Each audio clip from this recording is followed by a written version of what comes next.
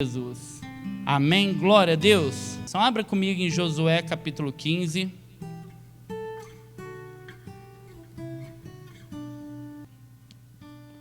Josué capítulo 15, o verso de número 13. 13 em diante.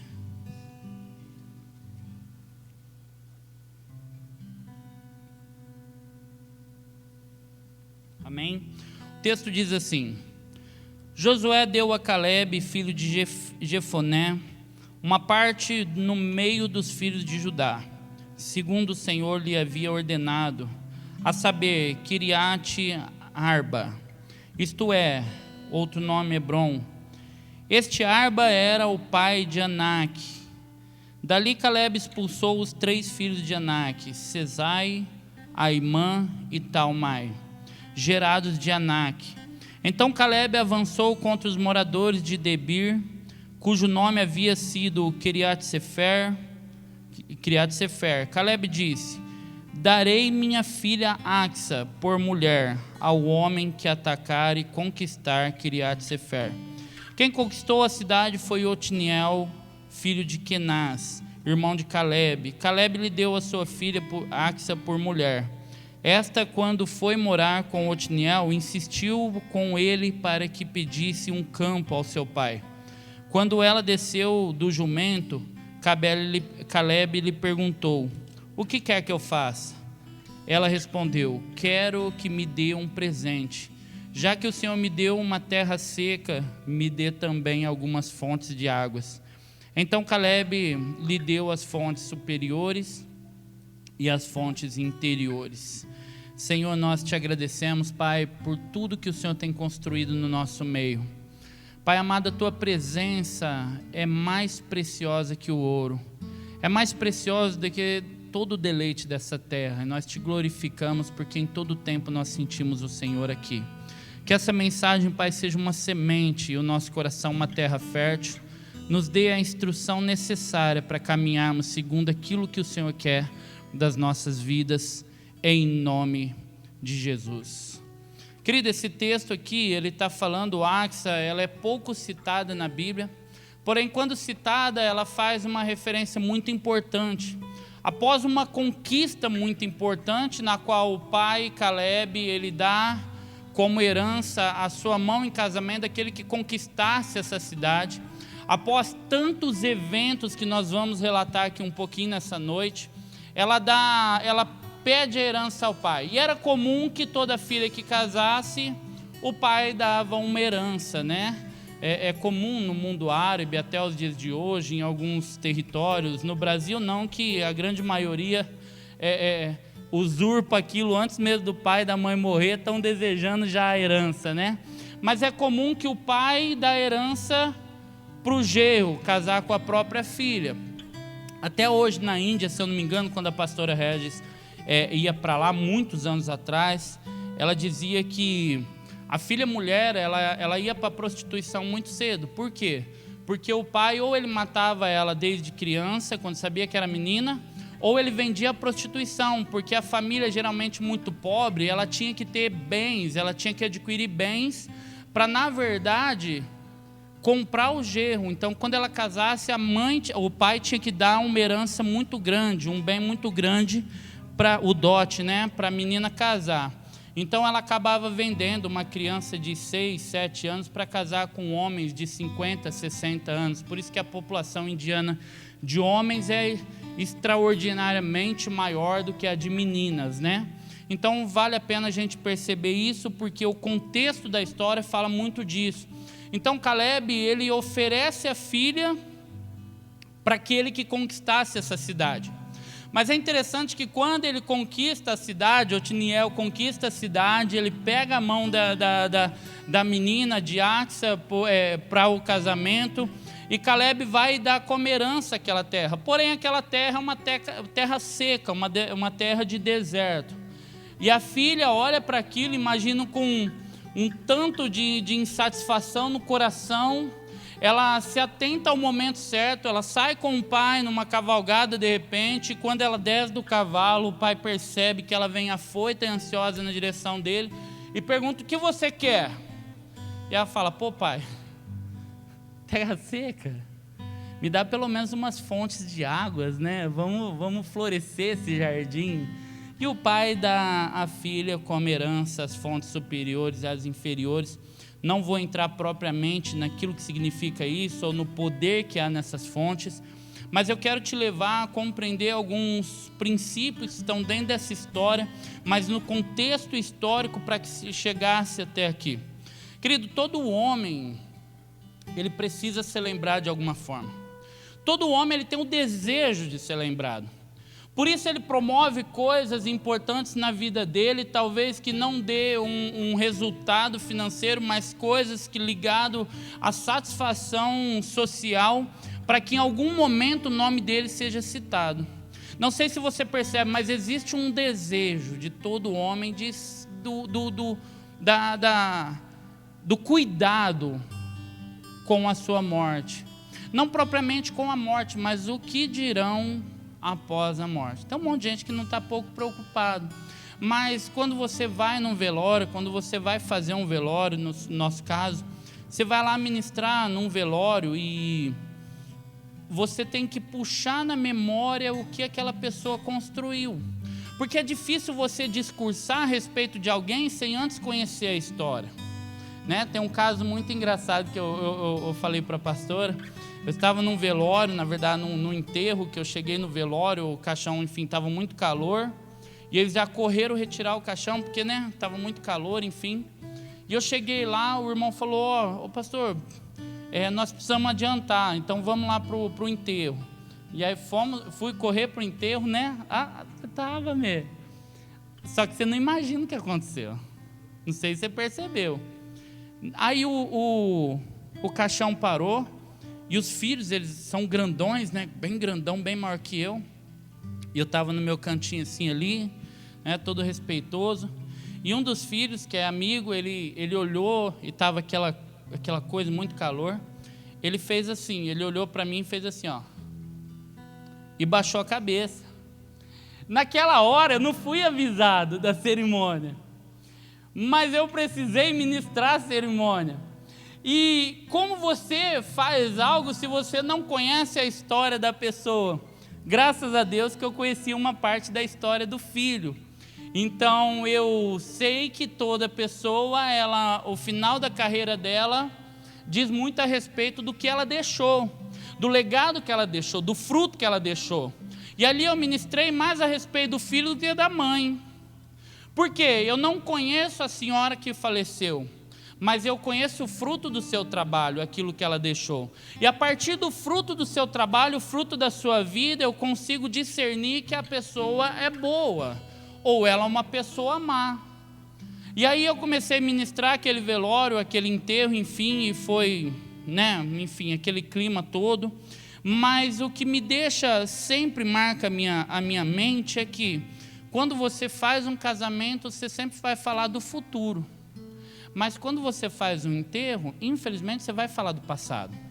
E como você fala do passado de alguém que não construiu nada no passado ou de alguém que construiu algo? Quando alguém constrói é muito marcante. Olha, essa pessoa foi uma pessoa muito boa.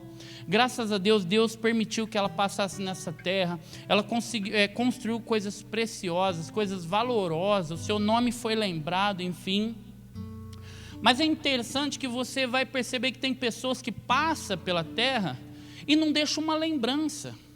E aí é difícil porque você não tem um marco sequer para falar sobre a pessoa.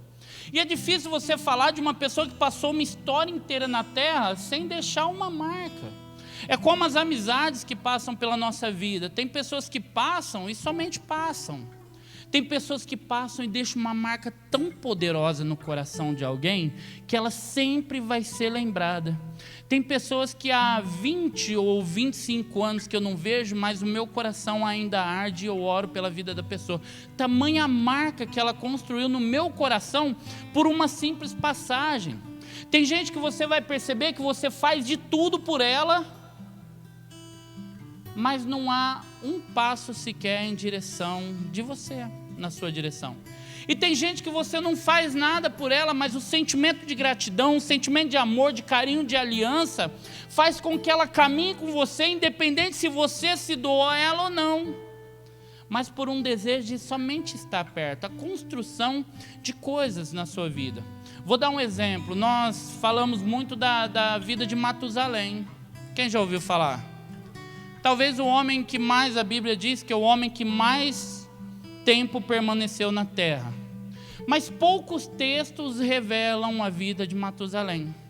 Na verdade, apenas um texto. E Matusalém viveu 969 anos. Mas nunca algo tão importante a ponto da Bíblia relatar, e Matusalém fez isso, e a partir dele foi construído isso.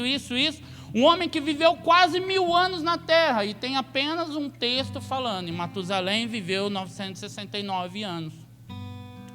Talvez nada tão importante a ponto de você falar, essa é uma referência para a minha vida. Por causa desse homem eu vivo o que eu estou vivendo hoje. Por conta de uma palavra dele eu vivo o que eu estou vivendo hoje. Por conta de uma mensagem, de um abraço, de um amor, de um carinho, de um aperto de mão, de um Jesus te ama. É que eu estou vivendo o que eu estou vivendo hoje. Nada. Talvez algo importante ele construiu na vida de um filho chamado Lameque. Mas que também não refletiu grandes coisas, senão a partir do seu filho, Noé, que reconstruiu toda a humanidade. Glória a Deus por isso. Grandes coisas a partir de um significado tão pequeno, que a gente talvez não dá tanta importância, mas legados, frutos deixados após uma vida, fazem com que o seu nome seja lembrado por toda a existência da humanidade. Coisas que você constrói enquanto você tem vida, vão ser lembradas após a sua morte. É difícil a gente falar isso num contexto na qual nós não desejamos que esse dia chegue. Mas é importante a gente falar sobre isso, porque aquilo que você está construindo hoje vai refletir muito além da sua história de vida. Tudo aquilo que eu faço hoje, todas as decisões que eu tomo hoje, vai refletir, claro, na vida dos meus filhos, na vida da minha esposa, se Deus assim julgar necessário que eu vá antes dela. Para por aqui, né? Que Deus abençoe sua vida. Se você casar. Os meninos novos aqui me ajudem. Se a pastora, se eu for um dia lá na frente, se ela se resolver se engraçar por alguém, vocês falam, não. A memória daquele homem está aqui. Mas tudo aquilo que eu faço hoje, eu tenho que me importar com aquilo a ponto de saber da responsabilidade de tudo aquilo que eu faço. Porque se eu não trazer uma consciência de responsabilidade, eu passo uma vida e eu vivo uma vida sem construir nada. E tudo aquilo que vem depois de mim tem que começar do zero. E eu sempre disse aqui que uma caminhada do zero, ela vai fazer com que aquele que caminha passe pelas mesmas dificuldades que você tem passado. E um pai que constrói uma história, o filho não tem que partir de onde ele partiu, tem que partir de onde ele terminou. Porque quando o filho parte de onde você terminou, ele vai muito além de onde você foi. Agora, se você não fazer nada na sua vida a ponto de marcar a vida de quem vem depois de você, ele tem que começar do zero. E o sapato furado que você usou, ele vai usar. O chinelo quebrado que você usou, ele vai ter que usar. A pouca provisão que você teve que sofrer na tua casa, ele vai ter que sofrer. Mas quando nós dermos importância a isso, eles vão partir de onde nós paramos. Então eles não começam do zero, eles começam com uma história nas mãos. Eu vou porque meu pai me construiu até aqui, daqui eu sei para onde eu vou seguir. E grande parte da nossa história foi porque nós tentamos reiniciar ou ressignificar ou dar um start novamente, restaurar toda uma história de vida para a gente conseguir prosseguir. Por isso, muitas vezes, é muito difícil para quem vem depois de nós, Porque nós estamos deixando tão pouca coisa para eles continuarem seguindo. Qual a bagagem que eu coloco na mente, no coração do meu filho, a ponto dele desejar o que eu desejo, a ponto dele querer o que eu quero, a ponto dele querer se vestir como eu me visto, falar como eu falo, mesmo sotaque com a língua presa. O que eu tenho deixado a ponto dele desejar o que eu vivo? É interessante a gente falar sobre isso, porque é muito fácil o filho torcer para o time que você torce, não é? E dá uma raiva quando não torce. Por quê? Porque você demonstra tanta paixão naquilo que o teu filho fala: nossa, isso deve ser muito bom. Porque o meu pai, ele fica louco quando o time dele ganha, quando o time dele está jogando, meu pai para tudo. Mas quanto o teu filho tem desejado vir para a igreja? O quanto ele quer ler de Bíblia, o quanto ele quer de orar? Será que ele está vendo tanta paixão no teu coração? Ai, aí dói, né? Pai, filho, vamos para a igreja. Nossa, que legal, vamos para a igreja. Por quê? Porque meu pai ama estar na igreja. Filho, vamos para a igreja. Ah, filho, de novo. Né? Por quê? Porque quando você sai de casa, você sai daquele jeito, né? Ah, meu Deus, canseira. Se eu não for, alguém vai mandar uma mensagem depois. Eu tenho que inventar uma desculpa que eu nem estou pronto para construir. E aí fica ruim. Mas o legado, vamos partir daquilo que nós temos deixado. Você não constrói um legado porque viveu muito. Você constrói algo quando você sabe viver e sabe a maneira com que você vive. O seu grande legado pode não ser o que você tem feito, mas sim o que você tem gerado no coração de alguém. A partir de você, o que está sendo construído na vida de alguém? A partir do que você fala, o que tem gerado no coração de alguém? A partir do que você faz, quais são os passos, quais são as restaurações, quais são as curas que tem gerado a partir daquilo que você fala, daquilo que você tem construído, o que tem acontecido nas pessoas que estão próximas a você. Abra comigo em Números, e aqui eu quero partir para onde nós temos que ir. Números capítulo 14.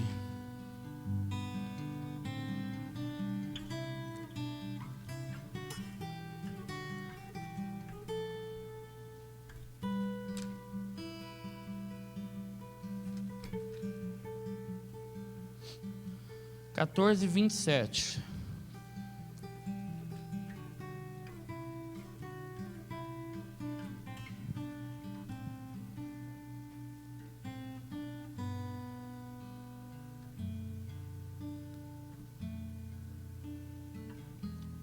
Amém? Aqui um diálogo de Deus com Moisés e Arão. Até quando vou aguentar esta má congregação, que murmura contra mim? Tenho ouvido as murmurações que os filhos de Israel proferem contra mim. Diga-lhes: tão certo como eu vivo, diz o Senhor, vou tratar vocês de acordo com o que vocês falaram aos meus ouvidos. 29. Neste deserto cairá o cadáver de vocês. De todos vocês que foram contados no censo de 20 anos para cima e que murmuraram contra mim, vocês não entrarão na terra na qual jurei que os faria habitar, com exceção de Caleb, filho de Jefoné, e Josué, filho de Num. Mas os seus filhos, dos quais vocês dizem que serão por presa, esses eu farei entrar nela, na terra. E eles conhecerão a terra que vocês desprezaram. Porém, quanto a vocês, o seu cadáver cairá nesse deserto. Os filhos de vocês serão pastores nesse deserto durante 40 anos. Vai lá para o 34. Segundo o número dos dias em que vocês espiaram a terra. 40 dias. Cada dia representando um ano. Vocês levarão sobre si as suas iniquidades durante 40 anos e terão experiências do meu desagrado. Eu, o Senhor, falei, assim farei a toda esta má congregação que se levantou contra mim neste deserto. Se consumirão e ali morrerão. 36. Os homens que Moisés havia mandado para espiar a terra e que voltando fizeram murmurar toda a congregação contra ele, falando mal da terra. esses mesmos homens que falaram mal da terra morrerão de praga diante do Senhor. Mas Josué, filho de Num, e Calebe, filho de Jefoné, que eram dos homens que foram espiar a terra, eles sobreviveram. Perceba, gente, que um povo que tinha uma palavra, que tinha uma promessa de adentrar uma terra prometida, uma terra que manava leite e mel, uma terra de agrados e deleites, uma terra que o Senhor mesmo tinha falado que eles iriam habitar. Agora Deus manda alguns espias, Moisés manda algumas pessoas para ir lá observar a terra. Vamos observar a promessa do Senhor, se de fato é tudo aquilo que Deus falou. Vamos ver se de fato aquela terra é boa, como o Senhor nos diz. Só que voltam esses homens com um discurso totalmente errado diante daquilo que eles viram, ainda que fosse uma verdade. Eles dizem: aquela terra é terra de gigantes, é uma terra que não dá para entrar. Se nós entrarmos, nós somos como gafanhotos diante deles. Não dá para a gente combater aqueles homens, e todos aqueles homens que nós lemos lá na frente, nós vamos voltar a ler, eram gigantes e descendentes de gigantes.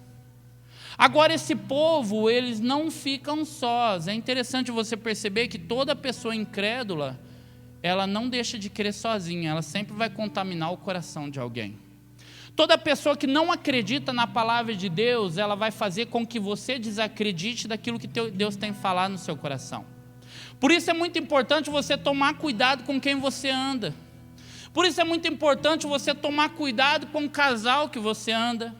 Por isso é muito importante você tomar cuidado com as amizades e as alianças que você faz, porque todo incrédulo dificilmente ele vai deixar de crer sozinho. Ele sempre vai fazer com que você duvide da promessa de Deus no teu coração.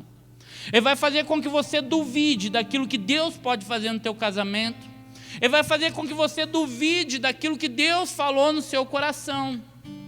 Quantas vezes Deus te deu uma palavra tão poderosa, tão maravilhosa, de conquista, de vitória lá na frente, mas durante o processo tão árduo da tua vida, chegou alguém e disse: meu irmão, você está maluco?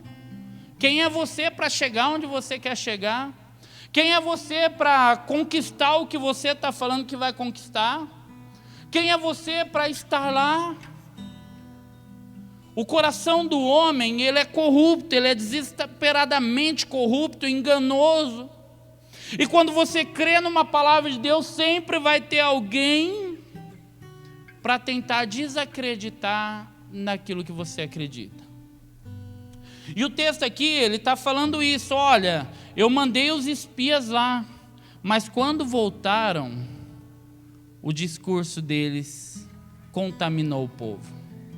E porque o discurso deles contaminou o povo, dois deles tinham um discurso totalmente diferente: Josué e Calebe.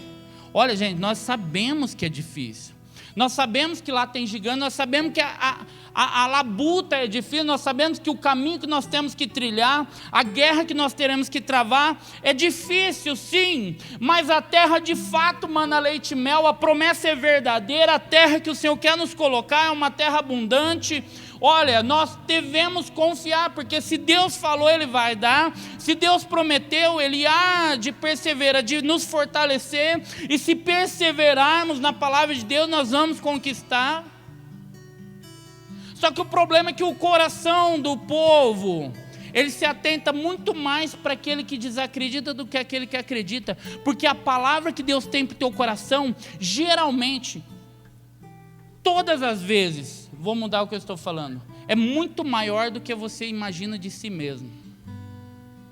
Geralmente vai te levar para um lugar muito além do que você acha que você pode pisar.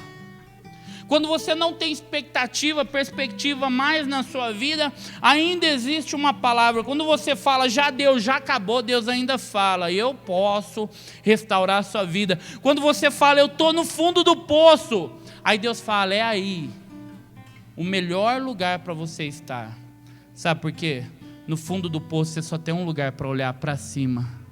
Fala, Deus vem me socorrer.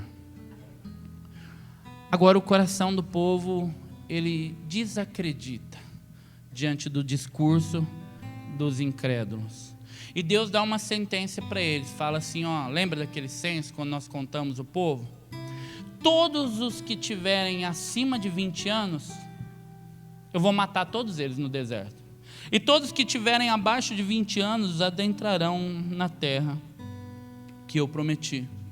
Senão Josué e Caleb que entrarão junto com eles.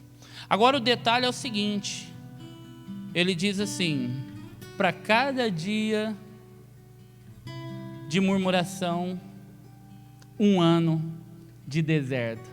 Olha a sentença de Deus.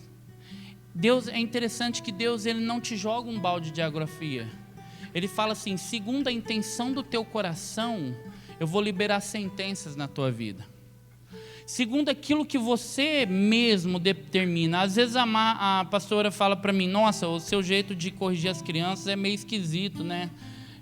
Eu chego para as crianças, às vezes, não na correção física, mas às vezes que eu vou dar um castigo para eles. Filho, senta aqui os dois, vamos conversar. Olha, vocês fizeram isso, isso e isso, o papai não gostou, não foi legal, vocês fizeram errado, enfim, vocês vão precisar ficar de castigo, ok? Ok, pai? Ok, papai? Quanto tempo, B, você quer ficar de castigo? Não, o Thales, né?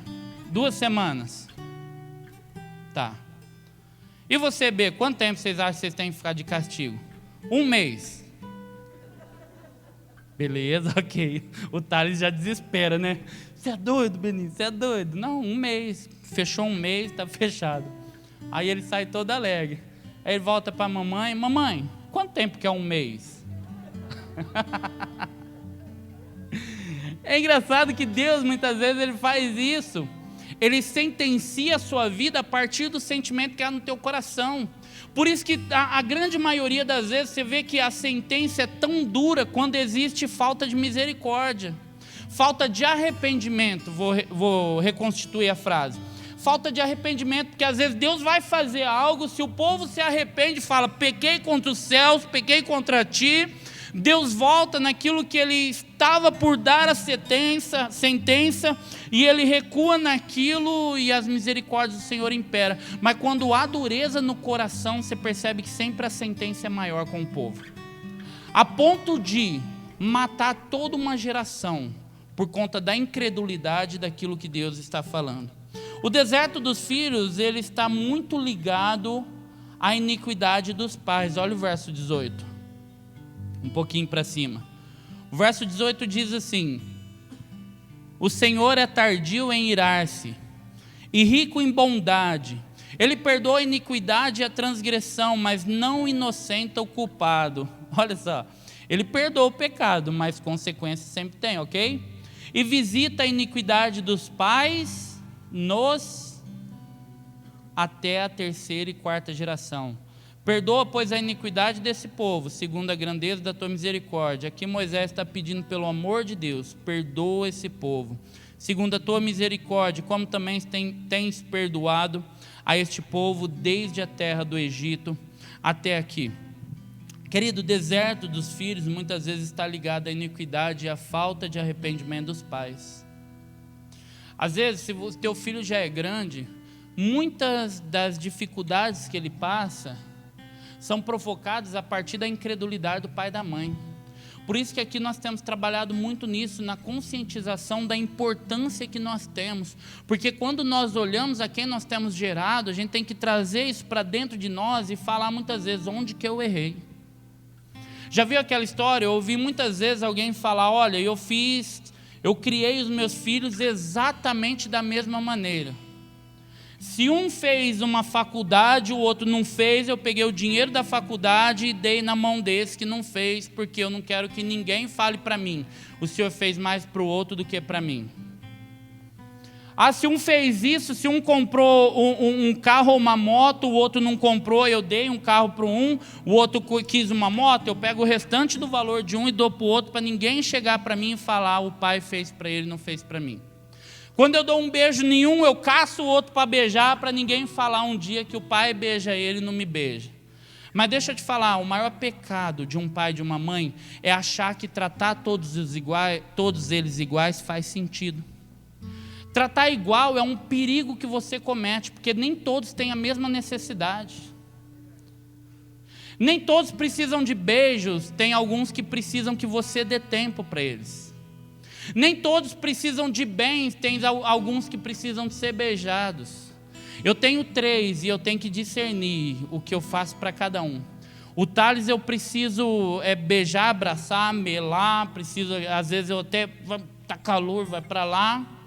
O Benício eu tenho que ficar puxando, vem aqui, não, quer que papai te dê um beijo? Não quero. Mas eu tenho que ir lá ver ele jogar videogame e falar, filho do céu, olha isso, o que ele faz com Minecraft, Ana Paula? Você tem que contratar ele.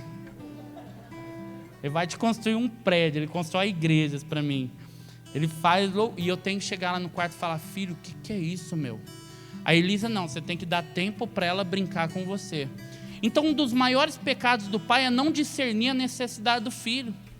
Discernir a necessidade não somente do filho, mas todo aquele na qual ele tem gerado algo no coração.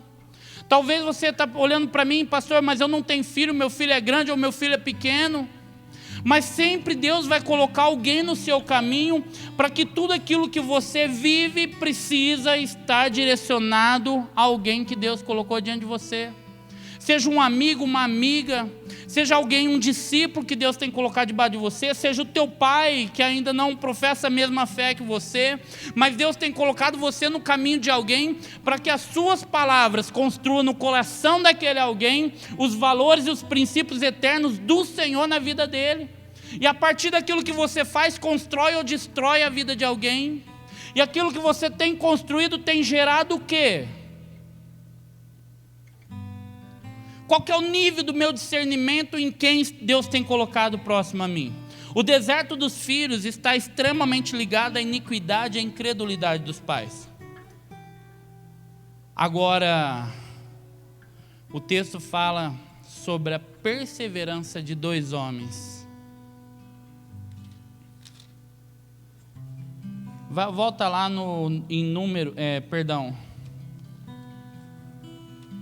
Josué capítulo 15.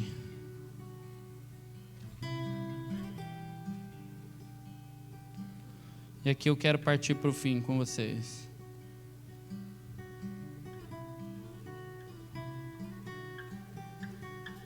Josué capítulo 14, verso 6.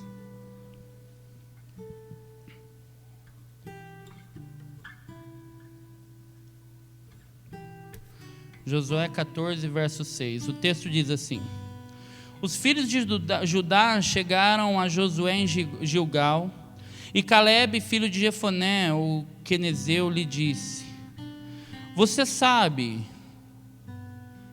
ele falando para Josué, você sabe o que o Senhor falou a Moisés, homem de Deus, em Cades Barneia, a respeito de mim e de você. Eu tinha 40 anos quando Moisés, servo do Senhor, me enviou de Cades Barneia para espiar a terra. E eu lhe relatei o que estava no meu coração. Os meus irmãos que tinham ido comigo amedrontaram o povo, ou murmuraram diante do povo. Mas eu perseverei em seguir o Senhor meu Deus. Então Moisés naquele dia jurou dizendo: certamente a terra em que você pôs os pés será sua e de seus filhos em herança perpétua, pois você perseverou a seguir o Senhor, o meu Deus. E agora eis que o Senhor me conservou com quê? Com vida, como prometeu. 45 anos depois, 45 anos se passaram desde que o Senhor falou essas palavras a Moisés, quando Israel ainda andava no deserto. E agora eis que estou com 85 anos. Eu estou com 37. Vamos fazer de forma profética? Com 85 anos eu vou estar com a mesma força que eu estou hoje, com o mesmo desejo de servir a Deus, com o mesmo coração. Ele está falando, eu estou agora com 85 anos, e estou tão forte hoje como no dia em que Moisés me enviou. A força que eu tinha naquele dia, eu ainda tenho agora, tanto para combater na guerra, como para fazer o que for necessário. Dê-me agora este monte de que o Senhor falou naquele dia, pois naquele dia você ouviu que lá estavam os anaquins, morando em cidades grandes e fortificadas. Se o Senhor Deus estiver comigo, poderei expulsá-los, como lhes prometeu. Josué o abençoou e deu a cidade de Hebrom. Querido, deixa eu finalizar com você com isso. Caleb, ele faz recordar de uma mensagem que Moisés teve do Senhor. Ele fala: olha, Josué, eu estou com 85 anos agora. Faz 45 anos que Deus falou com Moisés que essa terra era minha. Agora, o vigor que eu tenho, a força que eu tenho, a vontade de viver que eu tenho, o desejo que eu tenho hoje, é muito maior ou talvez igual ao que eu tinha quando eu tinha 40 anos. Agora eu preciso que você me dê como herança aquilo que já era meu. Josué, imagino que olha para ele, mas espera aí, o que você quer? Ele fala o quê? Eu quero a terra de Hebrom. Lembra o primeiro texto que nós vimos? A terra de Hebrom, ela tinha 5 gigantes que representavam aquela província. Ele desejou paz, ele desejou uma terra já conquistada? Não. Ele desejou uma terra difícil, uma terra complicada, cheia de gigantes que precisava guerrear para vencer, para conquistar. Mas é interessante que ele fala: Josué, deixa eu te falar uma coisa, todos que estavam conosco morreu, mas porque nós perseveramos diante de todas as lutas, diante de todas as guerras, diante de todos os empecilhos, de toda palavra mentirosa, de todas as investidas de Satanás na nossa vida, diante de tudo isso nós perseveramos, e na idade que eu tenho agora, eu sou muito mais forte de quando eu era novo, porque o Senhor me guardou em vida para mim pôr a mão na herança que Ele tinha prometido lá atrás. Olha o que ele está falando: se você perseverar, diante de tudo que você está passando, de toda crise que se levanta contra a sua vida, Deus vai te promover, fazer você permanecer com vida, para você desfrutar daquilo que Ele prometeu para você. Agora tem uma chamada de atenção nesse texto. Se você não perseverar, o escritor aos Hebreus diz assim, que nem todos alcançaram as promessas, ou a promessa. Mas Deus prometeu, Ele vai cumprir. Agora Deus não pode te dar nada antes que Ele olhe para o teu coração e não veja que você está pronto para receber. Porque até aquilo que Ele prometeu pode te matar se você não estiver pronto para pôr a mão. E aí ele diz assim: porque eu perseverei, o Senhor me guardou em vida, porque Ele me guardou em vida, Ele me faz forte, para mim ainda na idade avançada, eu desfrutar daquilo que Ele prometeu. Deixa eu falar para você, não tem idade para o que Deus tem que fazer na sua vida.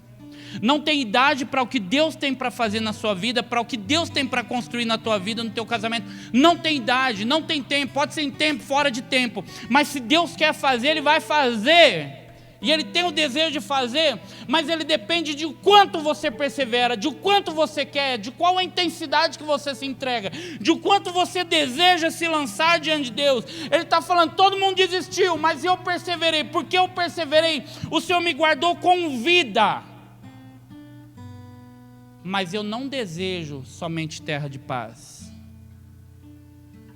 O detalhe, sabe o que é? Que a gente confunde muito a bênção do Senhor. Muitas vezes a bênção do Senhor vem maquiada por um deserto. E aí nós rejeitamos. A bênção do Senhor muitas vezes está por trás de uma batalha. E aí nós rejeitamos. A bênção do Senhor, para ser conquistada, ela precisa que você lute e persevere. E a gente o quê? Desiste. A bênção do Senhor está ligado quanto você está disposto a lutar por aquilo que Deus tem para você. Caleb não pede terras de paz, mas sim terras a serem conquistadas. Quem quer conquistar a bênção de Deus aqui? O reino de Deus já está, mas a Bíblia diz que o reino de Deus é tomado e os que se esforçam se apoderam dele. Fique de pé em nome de Jesus.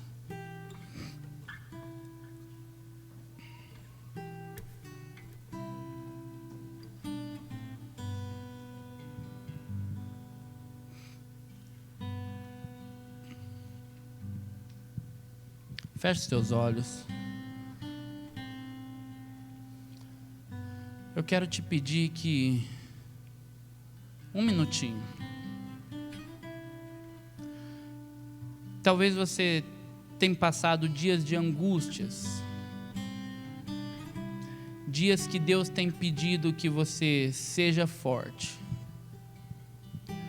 mas a tua força você mesmo não está encontrando, mas Deus está falando, continua firme, seja forte, persevera naquilo que eu falei contigo, lute se for preciso, lute pela tua casa, lute pelo teu filho, lute pelo teu casamento, lute pelo teu trabalho, lute por aquilo que você deseja e que você sabe que o teu coração queima, que o Senhor colocou no teu coração.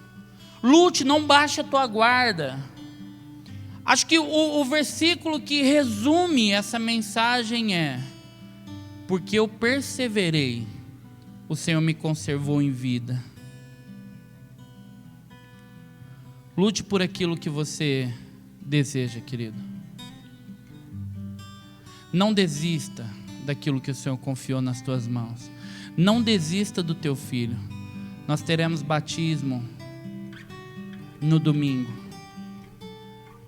Eu sei que o teu coração se alegra por isso. Mas você está levando o teu filho ao batismo porque você perseverou. E Deus tem colocado o grande desejo da tua vida nas tuas mãos agora. Isso é maravilhoso. Deixa eu te falar uma coisa, você que tem dúvidas ainda, se você vai batizar ou não, existe somente um pré-requisito para o batismo. Quem crê, é acreditar que Jesus Cristo veio em carne, morreu pela sua vida e ressuscitou. É o único pré-requisito. Agora talvez o medo não está te deixando dar esse passo. Lute por aquilo que você tem acreditado. Não desista. Lute pelos seus ideais. Lute, você tem um desejo de fazer uma faculdade, lute, persevera. Porque quem perseverar até o fim, o Senhor vai te fortalecer, vai te preservar em vida, para que você desfrute daquilo que Ele prometeu. Não tem como você desfrutar de algo que você não tem lutado ou perseverado por aquilo. Meu Pai amado, nós te adoramos, Senhor.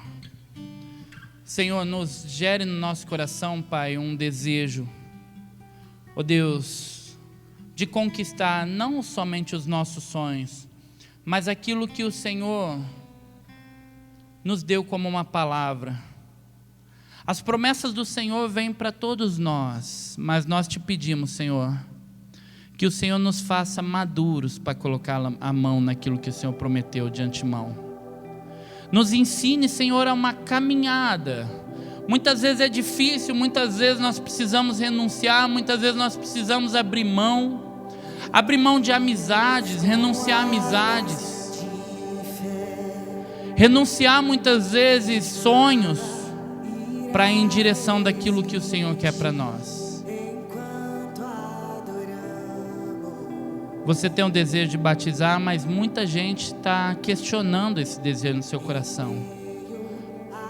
Ah, mas agora você vai virar crente, agora você vai virar o crentão, agora você não vai querer mais sair com a gente. Ei, deixa eu te falar, fecha os ouvidos às vozes mentirosas do mundo e abre o seu ouvido, o seu coração à voz de Deus que está te chamando.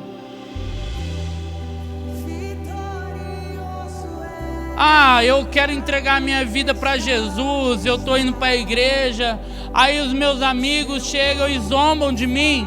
Deixa eu te falar uma coisa, bem-aventurados sois vós, quando murmurarem, disserem todo mal em ti, por minha causa. Bem-aventurado você é nesse momento. Deixa eu te falar, deixa o mundo gritar, deixa o mundo falar, deixa o mundo murmurar, deixa o mundo desacreditar. Você sabe o que o Senhor tem falado com você, você sabe do desejo que o Senhor tem colocado no seu coração, você sabe o que você tem vivido, você sabe o que o Senhor tem confiado na tua vida, o que o Senhor tem feito na tua vida, no teu casamento, no teu trabalho. Querido, deixa eu te falar uma coisa, se algo está dando errado, persevera no amor no Senhor, persevera, não deixa de acreditar não, porque o Senhor vai te dar aquilo que Ele prometeu, mas antes Ele prepara o teu coração.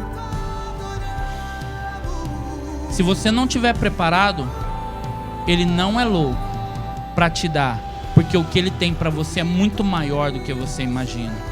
É muito maior do que aquilo que passou pela tua mente, no teu coração, no teu ouvido. Muito maior do que você ouviu do seu pai, da tua mãe. Muito maior do que você jamais sonhou. Agora Ele não pode pôr na tua mão se você de fato não acreditar e não perseverar diante dos dias maus, das labutas da vida, dos gigantes que se levantam. Querido, deixa eu te falar, enquanto eu estou falando, se você tem um desejo de entregar a tua vida para Jesus, é o teu momento. Eu quero te convidar a vir aqui para frente, você fechar os teus ouvidos às vozes que têm te feito parar. É dia que o Senhor te separou aqui para te levar para um nível maior da sua vida. Agora você precisa perseverar contra essa voz que está te falando para você ficar como você está. Contra essa voz mentirosa que tem barrado o teu coração, que não tem te deixado você renunciar às práticas más da sua vida, que tem te feito não decidir o que você quer, tem te falado no teu ouvido que você não tem força para abandonar o que você tem que abandonar.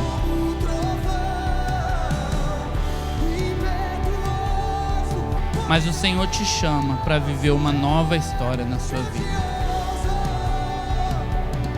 Levante a sua mão direita ao céu. Senhor amado, nós te adoramos. Nós te bendizemos, Pai. A nossa vida é tua, Pai, essa casa é tua. Senhor, nós oramos para que haja no nosso coração uma convicção do caminho que nós temos que seguir. Mesmo com todas as dificuldades que nós passamos ou passaremos, o nosso coração é do Senhor, a nossa vida é tua, Pai, a nossa família é tua, nossos filhos são teus, o nosso trabalho é teu. E se nós sabemos que tudo é teu, nós confiamos e acreditamos que o Senhor vai cuidar. O Senhor tem uma terra prometida, tem algo abençoado para nós lá na frente, nós acreditamos. Mas nós queremos, Pai, que o nosso coração seja preparado dia após dia, Pai, para que no dia que o Senhor colocar na nossa mão, nós vamos desfrutar, Pai, daquilo, com gratidão no nosso coração, daquilo que o Senhor tem feito. Com gratidão te adorando, Pai, porque nós lembraremos de onde o Senhor nos tirou e onde o Senhor está nos colocando, em nome de Jesus. Que o amor de Deus Pai, as consolações do Espírito Santo e as misericórdias do nosso bom e lindo Jesus esteja sobre a tua vida e toda a tua família, em nome de Jesus. Amém? Quem pode aplaudir o Senhor? Nós te adoramos, Jesus. Nós te adoramos, Jesus.